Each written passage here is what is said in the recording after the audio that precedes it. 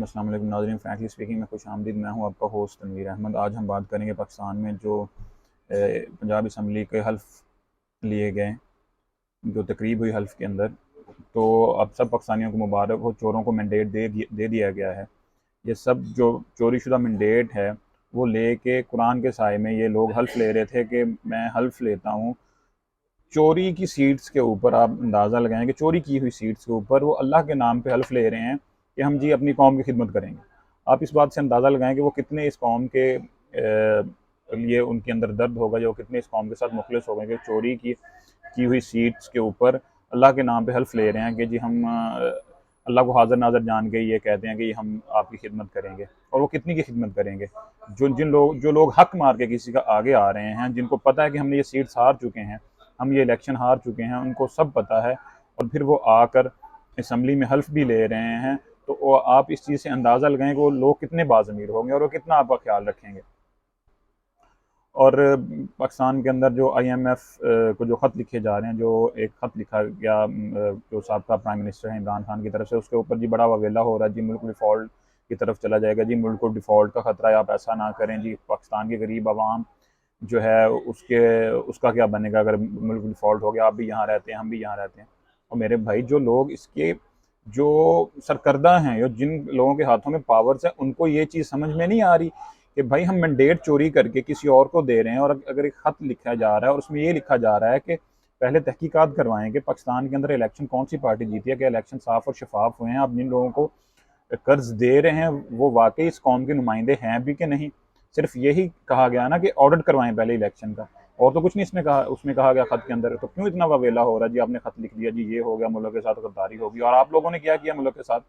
ये गद्दारी नहीं है कि जो पाकिस्तान की अवाम ने जिनको वोट दिया है उनको आप आगे नहीं आने दे रहे, और अपने मनपसंद लोगों को आप आगे आने दे रहे हैं कि ये हक पे डाका नहीं है, ये मुल्क के साथ गद्दारी नहीं है, ये संगीन गद्दारी के जुमरे में आता है। और आप लोग कह रहे हैं जी खत लिखना जो है वो बहुत बुरी बात है। जो और क्या जो पाकिस्तान के अंदर जो जुल्म सितम हुआ और जो इतना अभी तक भी जो हो रहा है, आप देखें कि इमरान राज खान को दोबारा गिरफ्तार कर लिया गया एक जाली FIR के अंदर, उसके ऊपर एंटी करप्शन का मुकदमा बना दिया गया। वो एक झील का जी वो एक छोटे छोटे मुकदमे, जाली मुकदमा तो उनके ऊपर बनाए जा रहे हैं, उनको पकड़ा जा रहा है।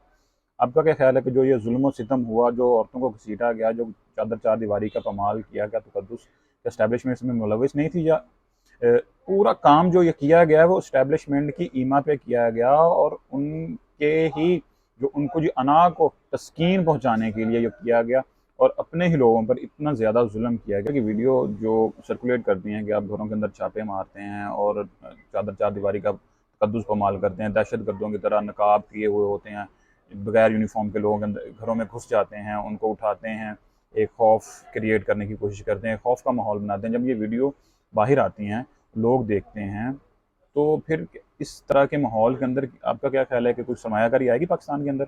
लोग सोचेंगे कि वहाँ पे तो हमारे जान, और हमेशा सरमायाकारी वहाँ पे आती है जहाँ पे लोगों को एहसास हो कि हमारे जान और माल का तहफ़्फ़ुज़ होगा।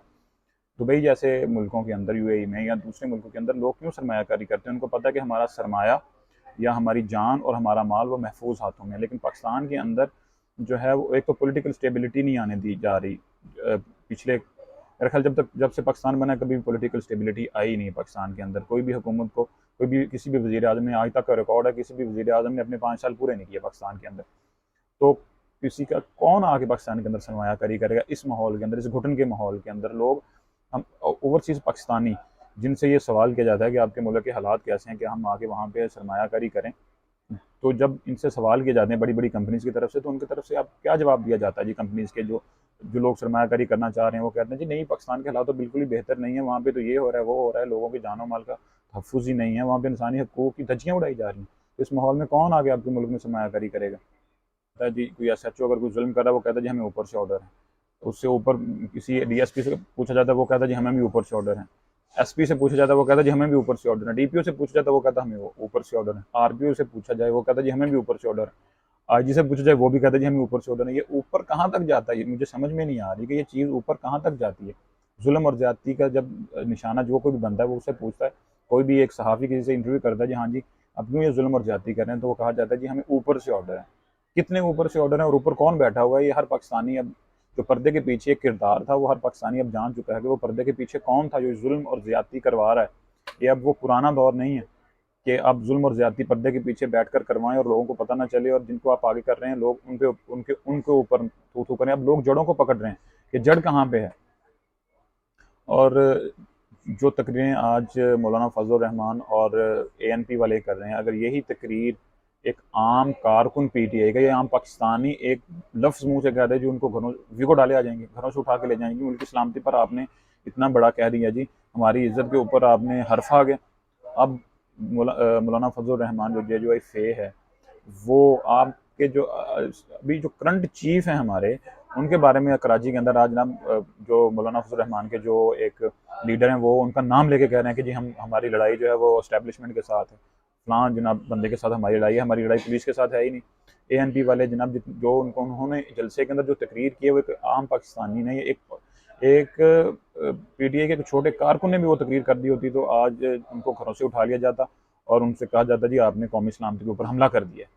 ये हालात हैं जी, ये दोगली पॉलिसी चल रही है पाकिस्तान के अंदर। और फिर कहते हैं जी हम सवाल भी ना उठाएं, और पाकिस्तानियों को बेवकूफ़ समझ रहे हैं कि इनकी सोचने और समझने की सलाहियत तो जैसे सल्ब हो चुकी है। आप क्या भेड़ बकरियां समझ रहे हैं पाकिस्तानियों को कि वो सवाल भी ना उठाएं कि ये क्या हो रहा है, जब एक चीज़ हमेशा हमें नज़र आ रही है कि आप एक पार्टी को दीवार के साथ लगाने की कोशिश कर रहे हैं जो कि पाकिस्तान की लार्जेस्ट पार्टी है और जिसके पीछे अवाम की सपोर्ट है, बल्कि आप सिर्फ उस पार्टी को दीवार के साथ नहीं लगा रहे बल्कि 24 करोड़ अवाम को दीवार के साथ लगा रहे हैं। और फिर आप कहते हैं जी हम रोएं भी ना, मारें भी और रोने भी ना दें।